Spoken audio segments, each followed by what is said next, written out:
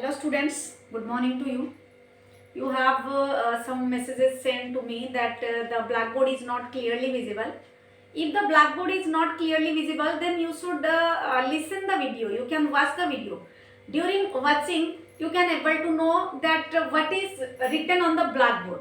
Again, you should keep your phone on 480p, due to which you can clearly see the blackboard as well as can able to also hear the sound. So there will be no problem. If you try, then everything can be possible. That's not any excuse that the picture is not visible. If the picture is not visible, then many complaint will come. But this is from only one or two students. So students, please remember and care for it. Your phone should be at 480p while you are watching the video. Clear? If any doubt, then you can ask us. No issue. Every time we are ready to solve your problems. We are doing work for you, only for you, because you are our only priority and first priority. So we will solve all your problems. Okay students, leave it. Let's continue our chapter. That is chapter 8 of class 11, Cell, the unit of life. In my last lecture, I have told you about the endomembrane systems, in which we have studied about endoplasmic reticulum, vacuoles, lysosome, Golgi complex. Today we will study about some more organelles that present inside the cell. So first we will study about the mitochondria. You know about mitochondria. Mitochondria is a double membrane bound structure present inside the cell. Mitochondria is a double membrane bound structure present inside the cell. You can see the diagram. If we see the diagram of mitochondria in electron microscope, that will be look like this. This is the longitudinal section of mitochondria, and the parts labeled are have some separate functions. They perform different functions. So here let's first see the diagram and try to understand what is the function of mitochondria. First, the length of mitochondria is 1.0 to 4.1 micrometer. Means the length of mitochondria is from 1.0 to 4.1 micrometer, and its diameter is 0.5 micrometer. This is an average. The average length and diameter is taken, that of mitochondria. Its structure is a sausage shaped or cylindrical. Sausage or cylindrical means coiled shape. So during its shape, different membranes we can see. Students, look the diagram. This represents the outer membrane. This membrane is called as the outer membrane. Clear? Then here is the inner membrane. Here is the folding. Then the inner membrane comes. This is outer membrane of mitochondria, and this one is inner membrane of mitochondria. Here the intermembrane space, you can see pink colored portion. This is the intermembrane space, means the space that present between the inner and outer membrane. Clear? Next, here are some crista are present. Crista means these structures are enfoldings. They are inner enfoldings inside the mitochondria, which increases the surface area for doing various processes. Next, this portion you can see the green colored labeled part. This is called your matrix. Matrix is the inner compartment of mitochondria. Remember student, membrane is another thing and the compartment is another thing. Compartment means the home or the block like structure. So this is the matrix, and matrix is called as the inner compartment.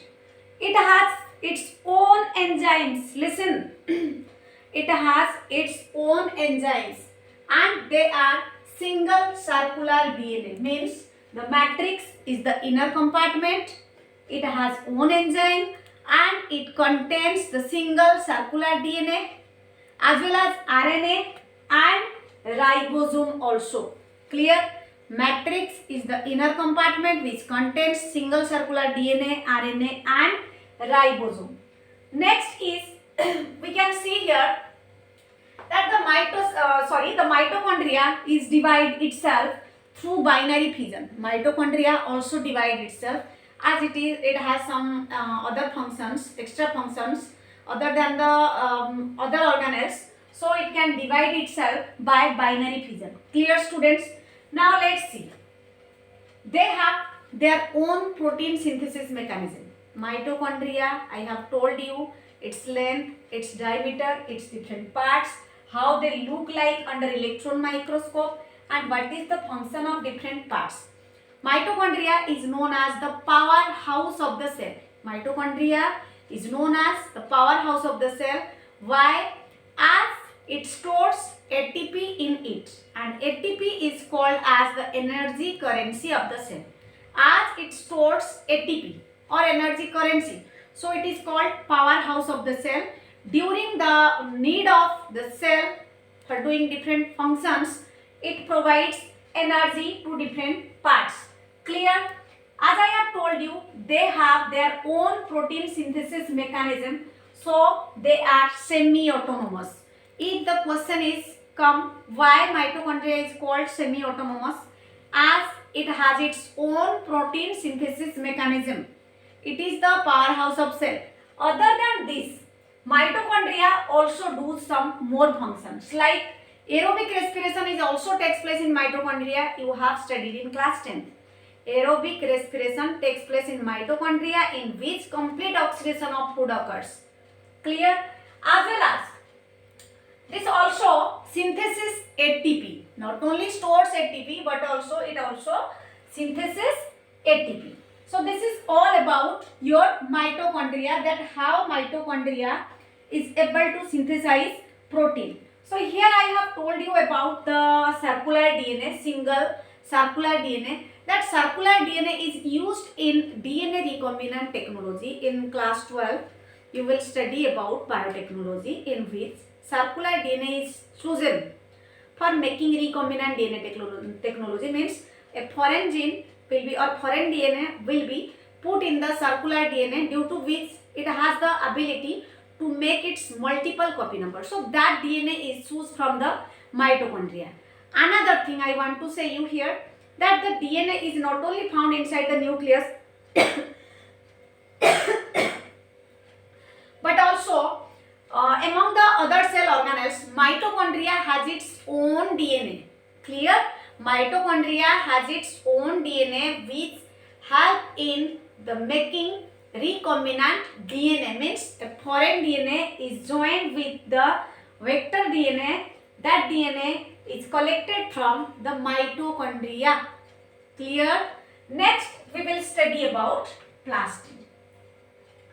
Plastid is a double membrane bound structure. Like mitochondria, plastid is a double membrane bound structure. Means it has double membrane bound structure, and its function is different. So what is the function of the plastids? Plastid contain different pigments. Plastid contains different pigment. If we watch a plant minutely, then we can see it has different colors. Its fruit is of different color, its flower is different color, its leaves are different in color. So how they are possible? They are possible because of presence of plastid. Remember students, plastid contain different pigments which gives the color to the plant and its parts. So this is of three types. Again, plastid also helps in the storage.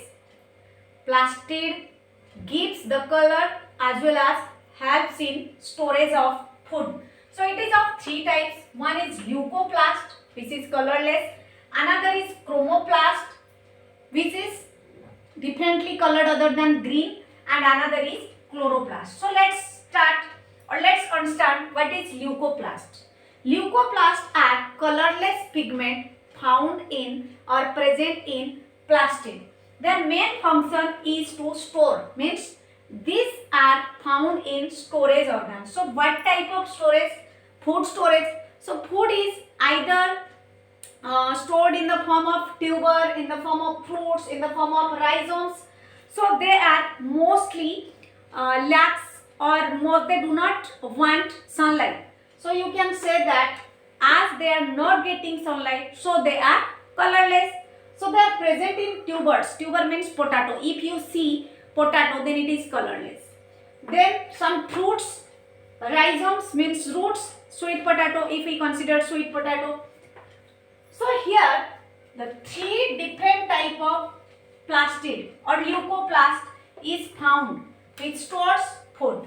One is your amyloplast, another is your elaioplast, and the third one is your elaioplast. Students, remember, leucoplast is of three different types. One is amyloplast. Amyloplast stores starch, or starch is stored in the amyloplast. Then protein is stored in elaioplast, and the fat is stored in elaioplast. So these three leucoplasts are present or found in different parts of a plant where storage occurs, means food storage. Food is either stored in the form of starch, in the form of protein, and in the form of fat. So for storing starch, the leucoplast is amyloplast. For storing protein, the leucoplast is elaioplast, and for storing fat, the leucoplast is elaioplast. Clear? Next is your chromoplast. Chromoplast is of different colors like yellow, red, orange. Clear? Carotenoids and xanthophylls. These are the pigments which is found in the chromoplast. Their color is yellow, red, orange, carotene or carotenoid we can say, and xanthophylls. Means there are the colors other than green color. Clear? Some algae we know about which is found in the benthic region or benthic part of the seas or oceans. They lack green color. Means maximum of the species of algae live in oceans and seas contain this chromoplast. Means either their color is yellow, red or orange. Again, the petals of flowers and skin of fruit is also contain chromoplast. If you see or if you pluck a flower and watch carefully, you can see different colors of petals. Clear? So some flowers are yellow in color, some are red in color, some are brown in color. So why these petals or flowers look like different colors? Because of presence of chromoplast. Clear? The flowers and fruits get color differently colored due to presence of chromoplast. Clear, students? Next is your chloroplast. Chloroplast is green plastids. Okay? Chloroplast or are green plastid, means they are green in color as they contain chlorophyll. As we know, the chlorophyll is the major pigment found in majority of plants on earth, and it has 5 different type of pigments. But in class 11 we will study about 4 types. It has 5 types: chlorophyll A, chlorophyll B, chlorophyll C, chlorophyll D, and chlorophyll E, along with carotenoids and xanthophylls. So here we can see that the green plastids contain chlorophyll, carotenoid and xanthophyll, due to which the leaves of the plant looks green, as well as some other parts of the plant also looks green. Like in case of your desert plants, you can see the stem is green colored. So why this is green in color? Because of presence of chlorophyll. Clear, students? So next is our ribosome.